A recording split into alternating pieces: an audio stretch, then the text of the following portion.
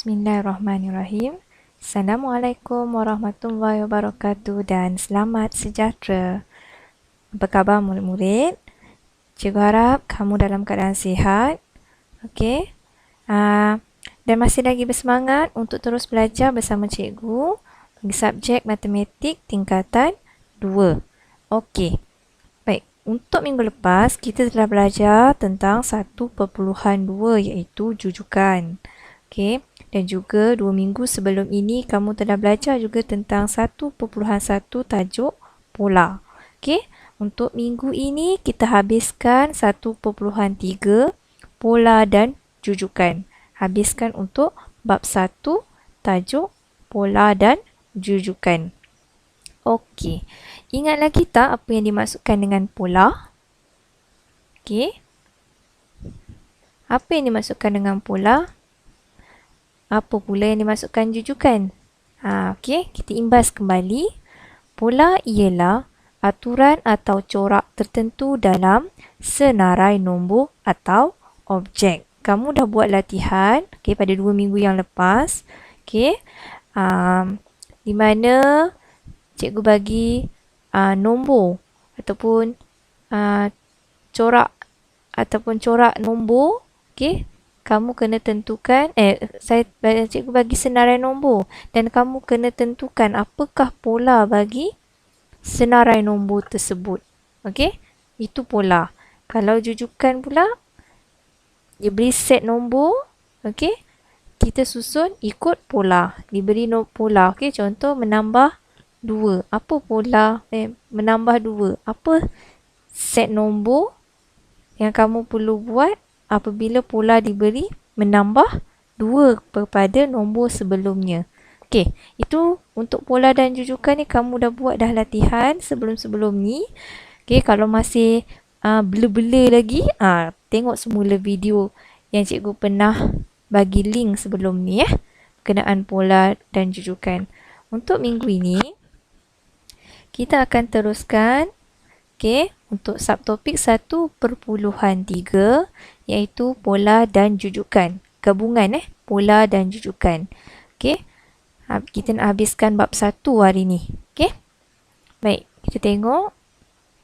Minggu ni nota tak banyak. Okey. Jadi kamu salin sini. Okey, nyatakan pola bagi jujukan nombor 1, 9, 17, 25, 33 menggunakan nombor, perkataan dan ungkapan algebra. Jadi kat sini, okey, diberi ada 3. Ada 3 kaedah untuk menulis pola bagi jujukan nombor ini. Okey, dibagi kat sini ada 3. 1, kita nak tulis bagaimana nak tulis pola dengan menggunakan nombor. Yang pertama nombor, yang kedua perkataan dan yang ketiga ungkapan algebra. 3 kaedah ni. Okey, kita tengok. Bagaimana nak menulis pola bagi suatu jujukan. Dalam soalan ni diberi jujukannya ialah 1, 9, 17, 25 dan 33. Ni jujukan dia. Okey. Okey. Kita lihat pada jujukan nombor ni 1, 9, 17, 25, 33. Nombor-nombor ini adalah tertib menaik. Okey, tertib menaik daripada kecil ke besar. Saya pernah cakap, saya pernah terangkan video sebelum-sebelum ni. Kalau tertib menaik bermaksud dia sama ada operasi tambah ataupun operasi darab. Okey, operasi tambah dan darab saja nombor dia akan bertambah ataupun meningkatlah, menaik. Okey, kita tengok 1 kepada 9, beza dia berapa? Macam mana nak tahu beza? Tolakkanlah. 9 tolak 1 berapa? 8. 17 tolak 9, betul tak 8? Sama tak? Sama. 17 tolak 9, 8. 25 tolak 17, 8. 33 tolak 25, 8. Bermaksud kat sini, Jujukan nombor ini adalah polanya menambah 8 kepada nombor sebelumnya. Okey. 1 tambah 8, 9. 9 tambah 8, 17. Okey, kita dah dapat kat sini pola dia adalah operasi tambah. Tambah berapa? Tambah 8. Baik, macam mana kita nak tulis pola jujukan ini? Dia ada 3 kaedah di sini. Okey, 3 kaedah. Okey, yang pertama, nombor. Okey, bagaimana nak tulis pola dengan menggunakan kaedah nombor? Cara dia, kalau dia bagi jujukan nombor 1, 9, 17, 25, 33, maka pola ialah positif 8. Nampak tak kat sini? Dia menggunakan nombor. Penombornya positif 8. Kita tuliskan di sini positif 8 ni. Nombor. Okey. Apa pola bagi jujukan nombor ini? Adalah positif 8. Kalau dia suruh gunakan kaedah nombor, maka pola ialah positif 8 ataupun tambah 8. Kalau operasi darab, dia darab 8. Bahagi 8. Ini operasi tambah kan? Tambah 8. Faham? Kita gunakan kaedah nombor dan simbol. Okey? Okay, simbol lah. Simbol operasi lah. Tambah ke, darab ke, tolak ke, bahagi ke. Okey? Kemudian kaedah yang kedua, kita gunakan perkataan. Macam mana nak tulis pola bagi nombor jujukan nombor ini dengan menggunakan kaedah perkataan. Okey, senanglah perkataan tu kita buat ayat lah. Contoh begini. Okay, jujukannya 1, 9, 17, 25, 33. Tengok dia beri perkataan dalam bentuk ayat. Dalam bentuk ayat. Ni.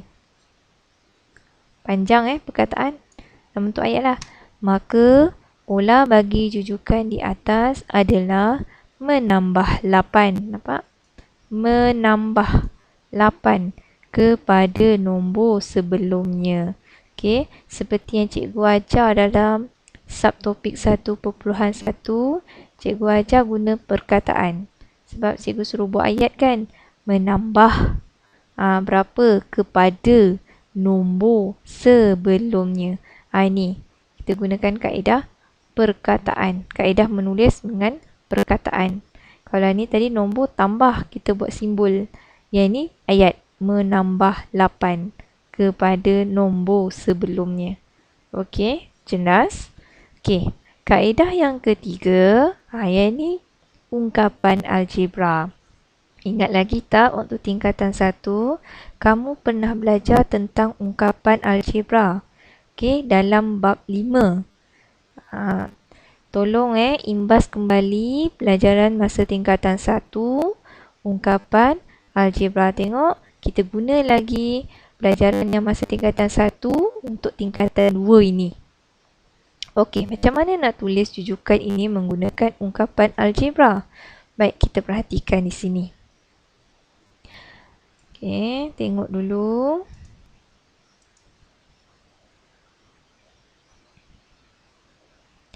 Okey, kat sini diberi 1, 9, 17, 25, 33.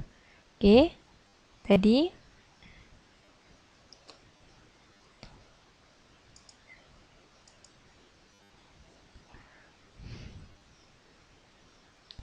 tadi cikgu dah cakap 1 ke... Astaghfirullahaladzim. Hai. Sekejap Okey, 1 ke 9.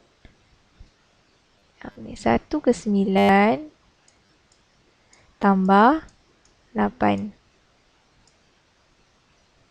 Okey. Macam mana kita nak buat bentuk begini? Tengok mula-mula kamu senaraikan dulu. 1, 9, 17, 25, 33 ke bawah. 1, 9, 17, 25, 33. Okey. Kemudian, sama dengan semua. Okey. Langkah yang pertama ni yang paling penting. Okey. Langkah yang pertama, kita letak dulu nombor yang pertama ni. Ni 1 kan? Kita letak sini 1. 1. Tambah. Baik, beza dia tadi berapa di sini? Kena tambah 8 kan? Baru dapat nombor seterusnya. Tambah 8. Kurungan. Okey. Yang ni kita mula tengok urutannya. Sifar 1, 2, 3, 4. Tengok betul-betul. Sifar 1, 2, 3, 4. Okey, dia berurutan Jadi, kita buat dalam kurungan. Letak sifar dulu. Bermula dengan integer sifar. Okey, cuba kita kira. 1 tambah 8 darab sifar. Tanda kurungan ni bermaksud operasi darab. 8 darab sifar, sifar. 1 tambah sifar, 1. Betul kan? Okey, betul. 1. Sekarang kita buat tengok yang baris kedua, 9. Okey, salin semula atas ni. 1 masih sama, 1 tambah 8. Kenapa? Sebab untuk yang kedua ni pun tambah 8. Okey, sebab pola dia adalah menambah 8 Tambah 8 darab 1. Kita kira 8 darab 1, 8. Tambah 1, 9. Betul kan? 9. Okay, kita tengok yang lain pula. Kamu kira yang lain. Cuba kira betul tak apa yang kamu tulis tadi tu. 1 tambah 8 darab 2, 16. Tambah 1, 17. Tengok. Dia akan, melalui ungkapan algebra ni, kita akan dapat jujukan nombor ini. Jadi bagaimana nak tulis ungkapan algebra dia ni? Ingat ungkapan algebra ada pemboleh ubah. Pemboleh ubah nombor yang kita tak tahu. Okey, maka pola bagi jujukan nombor tersebut boleh ditulis sebagai yang ni yang dikatakan sebagai ungkapan algebra. 1 tambah 8n. N ini adalah pemboleh ubah. Okey. Pemboleh ubah dia boleh berubah-ubah. Nak berubah kepada apa nombornya ni? Kalau dia sifar, okay, jujukan pertamanya akan dapat 1. Kalau nilai n nya 1, jujukannya akan jadi nombornya 9. Kalau pemboleh ubahnya n nya 2, okay, jujukan nombornya akan jadi 17. Begitulah sehingga seterusnya. Okay. Jadi n ni adalah yang boleh ubah. 1 tambah 8 ni semua sama. Nampak? Yang berubah hanyalah n ini sahaja. Boleh tak letak x? Boleh. Pemboleh ubah apa-apa sahaja huruf Contoh yang cikgu bagi ni cikgu letak sebagai huruf n. Huruf kecil. Ini cikgu tak nak terang lanjut sebab kamu dah belajar pemboleh ubah. Okay, dalam masa tingkatan 1. Okay? 1 tambah 8n, koma, iaitu n sama dengan sifar 1, 2, 3, 4 dan seterusnya. Kalau jadi n ni 5, bermaksud berapa jujukan nombor seterusnya kat sini? Ni, 8 darab 5, 40. 40 tambah 1, 41. Okay? Selepas nombor 33 ni, nombor 41. Kalau kita gunakan ungkapan algebra ni, kita akan dapat jawapan untuk seterusnya. Okey, ni ungkapan algebra. Senang saja, saya ulang semula, cikgu ulang semula. Langkah pertama, tuliskan jujukan nombor ini ke bawah. Kemudian, okey, nombor yang pertama ni 1, tuliskan 1. Kalau 3, tulislah 3. Kalau 4, tulislah 4. Kalau 5, tulislah 5. Sebab nombor yang pertama ini adalah 1, maka 1 lah. Okey. Polanya apa? Menambah 8. Sebab tu dia letak tambah 8. Okey. Yang ni buat kurungan bermaksud darab sifar. Okey. Tak kira lah kalau sini beza dia katakan tambah 9. Buatlah tambah 9. Darab tetap dalam kurungan mula dengan sifar. Sifar yang mula dulu. Ikut urutan mula dengan sifar. Okey. Baris kedua, 3, 4 dan seterusnya ni ikut macam atas ni. 1. Sebab mula tadi 1. 1 tambah 8. Kenapa tambah 8? Polanya tambah 8. Kurungan iaitu darab 1. Lepas sifar 1. Okey, buat semua ni dulu. Lepas tu baru kira betul tak jawapan dia. Biasanya betul lah. Dah ikut cara yang betul mesti betul. Okey? Okey, ingat nanti cikgu bagi latihan, kamu kena buat ni. Latihan ni. Tulis jujukan nombor. Okey, rujukan nombor tu guna kaedah nombor perkataan ungkapan algebra. Okey? Okey, jelas? Ini salin sebagai nota. Baik, seterusnya kita lihat sebutan bagi suatu jujukan. Okey. Sebutan. Utama dia kat sini ialah sebutan. Ni, sebutan. Pernah belajar kan sebutan dalam bab ungkapan algebra tingkatan 1. Sebutan. Okey, sekarang kita nak tengok sebutan bagi suatu jujukan. Baik, sebutan suatu jujukan ditulis sebagai T. T besar N. Apa itu T? Apa itu N? Okey, T ini adalah sebutan. N ini adalah kedudukan sebutan. Kedudukan sebutan tu yang keberapa? Okey, ingat T adalah sebutan.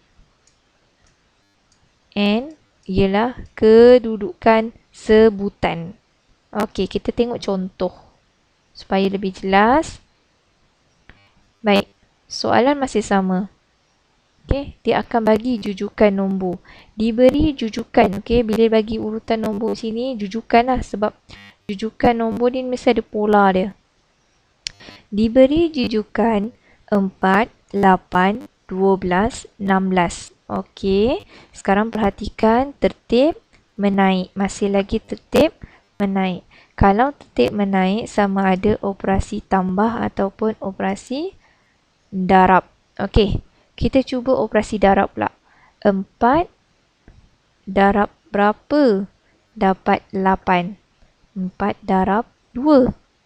Betul? 4 darab 2, 8. Kalau betul ini adalah jujukan, dia mesti pola dia sama. Kalau darab 2, nombor seterusnya pun mesti darab 2. Kita try. 8 darab 2, adakah betul 12? Oh, salah. Jadi kita tak boleh guna operasi darab. Kita kena cuba pula operasi tambah. Okey. 4 tambah berapa dapat 8?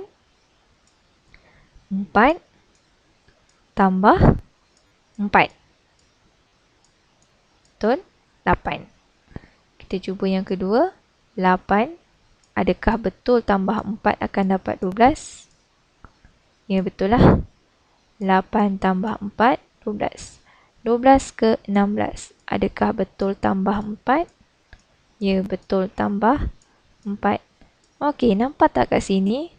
Ini adalah polanya menambah 4. Baik, apa pula yang dikatakan dengan sebutan dan kedudukan sebutan? Kita tengok daripada jujukan di atas, sebutan pertama. Tengok T, sebutan. Ini sebutan pertama, kedudukan yang pertama sama dengan 4. Okey. Sebutan yang kedua, okey, sebutan yang kedua bagi jujukan ini adalah 8. Okey. Sebutan yang ketiga adalah 12. Okey. Jadi sebutan 16 ni sebutan ke berapa? Sebutan yang keempat. T ni maksudnya sebutan. Okey, kita tulis T besar je. T besar ni maksudnya sebutan. 4 kecil ni, ke bawah ni kecil. Okey, bermaksud kedudukan yang keempat bagi jujukan ini adalah 16. Baik, soalan saya. Cuba nyatakan sebutan ketujuh bagi jujukan di atas.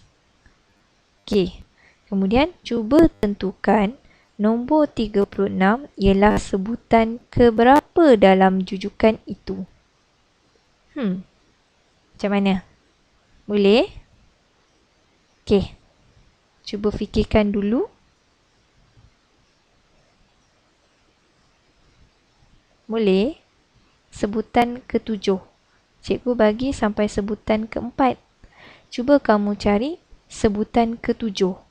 Okey, ini sebutan ke-4. Okey, apa perlu kita buat? Tambah lagi lah. Untuk dapatkan sebutan yang ke-5. Sebutan ke-5, 20. Sebutan yang ke-6,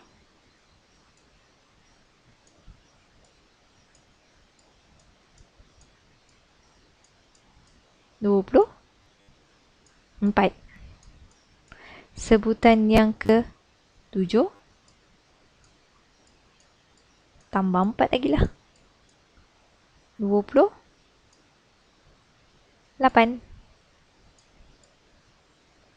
Nampak tak? 1, 2, 3, 4, 5, 6, 7. Jadi sebutan ke-7 bagi jujukan nombor ini ialah 28. Okey, dia nak sebutan ke-7. Okey.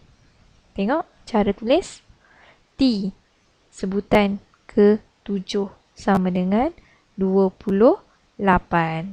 Okey, soalannya seterusnya cuba tentukan nombor 36.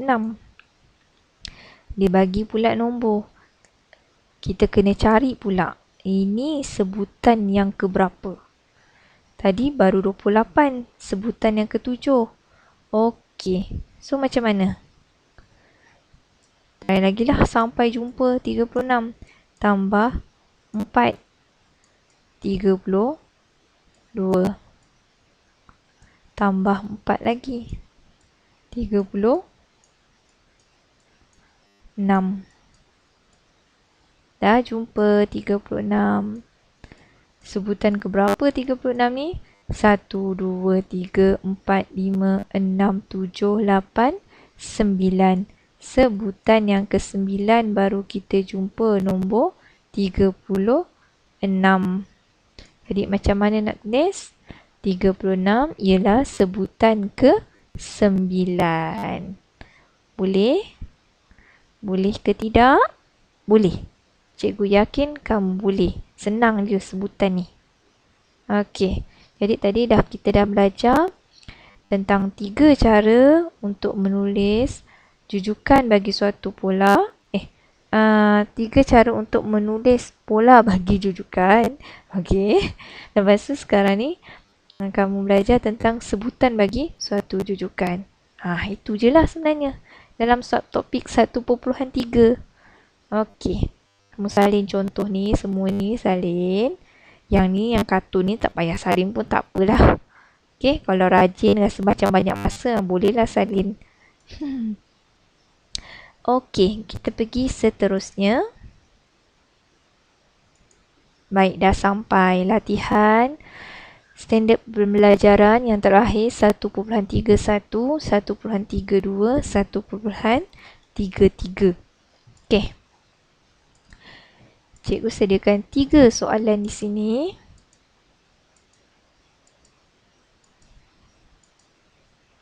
Okey, 3 soalan sahaja untuk minggu ini. Baik, soalan 1. Nyatakan pola bagi jujukan nombor 8, 10, 12, 14, 16. Okey. Menggunakan seperti yang contoh cikgu bagi tadi, kita cari menggunakan nombor, perkataan, ungkapan, algebra. Okey. Tengok pada soalan ini. Okey, tentukan dulu apa polanya di sini.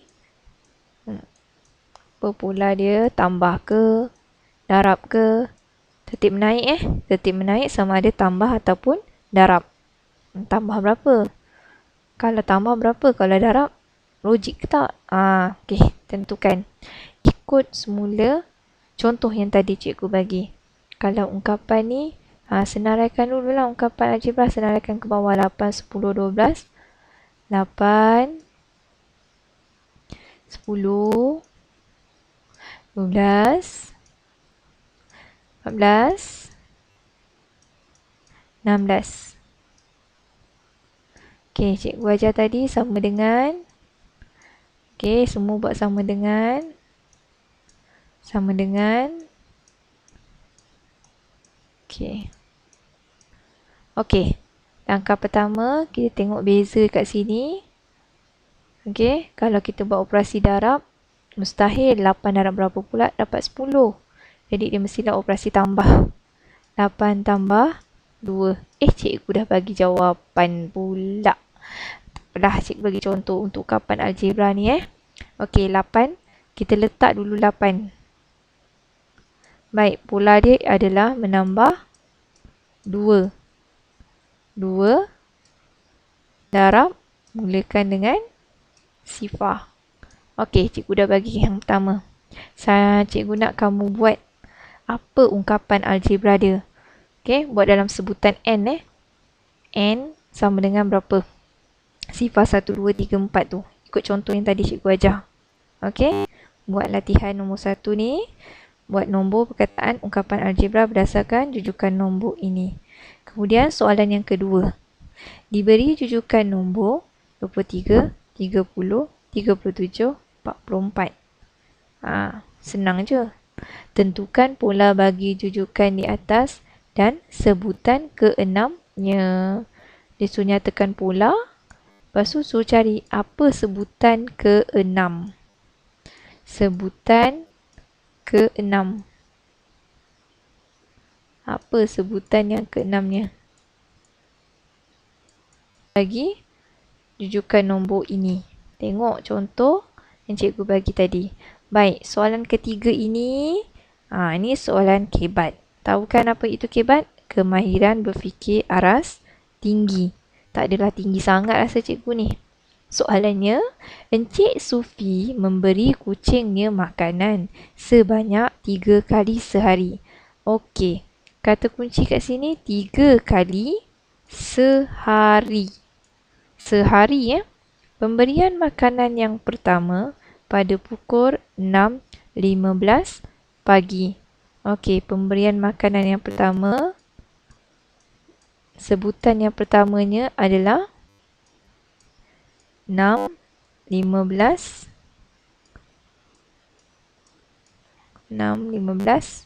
pagi. Pada pukul berapakah kucing itu diberi makanan untuk kali ketiga? Dia tanya untuk kali ketiga. Okey, kali kedua berapa? Pukul berapa dia bagi makan? Kali ketiga pula pukul berapa dia bagi makan? Macam mana ni nak cari? Sorry. Macam mana ni tanda sama dengan Sorry lah, cikgu pakai mouse saja ni. Okey. Pemberian makan. Okey, sekarang ni kata kunci kat sini 3 kali sehari. Cikgu bagi clue. Clue pula, berbelit lidah. Cikgu bagi clue. Okey, dalam masa satu hari kita ada berapa jam? 24 jam. Sekarang ni dalam tempoh 24 jam, Cik Sufi ni dia bagi makan kucingnya 3 kali sehari. Bermaksud, selang berapa jam Cik Sufi bagi makan pada kucing dia? 3 kali dalam tempoh 24 jam. Maksudnya, apa operasi perlu buat untuk dapatkan masa, berapa beza masa yang dibagi untuk kucing dia makan? 24 jam bahagikan 3. Dah bagi jawapan dah ni. 24 jam bahagi 3. Okey, dapat jawapan dia. Kita tahu setiap beza jam tu dia akan bagi makan kepada kucingnya. Bermula pada jam 6.15 pagi. Okey, cuba carikan waktu yang kedua pukul berapa. Soalan dia nak kali yang ketiga sahaja. Okey, cuba kirakan, cuba fikirkan Ini kemahiran berfikir aras tinggi. Okey, itu sahaja 3 soalan untuk subtopik 1.3. Baik, untuk minggu hadapan, cikgu nak tanya, kamu semua dah beli atau tidak modul matematik yang ada jual di koperasi? Okey, Minggu depan, ya, okey. Saya nak cikgu nak kamu buat modul matematik tingkatan 2 tu, selesaikan bab 1. Okey. Minggu depan, cikgu akan cuba buat Google Meet supaya kita boleh bincangkan jawapan dalam modul tu. Okey. Nanti cikgu akan sediakan maklum balas lah sama ada kamu dah beli atau belum buku modul tu. Sebab waktu beli buku dah ada sekali modul tu. Dia masuk sekali dalam satu set buku tingkatan 2 modul matematik. Okay? Kita dah habis dah bab 1. Okay? Kita dah habis bab 1. Cikgu nak kamu selesaikan latihan dalam modul matematik tu. Selesaikan semua bab 1 dalam modul matematik. Minggu depan kita akan buat Google Meet. Kita akan bincangkan sama-sama jawapan bagi modul tu. Okey? Itu saja untuk minggu ni. Okey, sekian. Terima kasih. Assalamualaikum.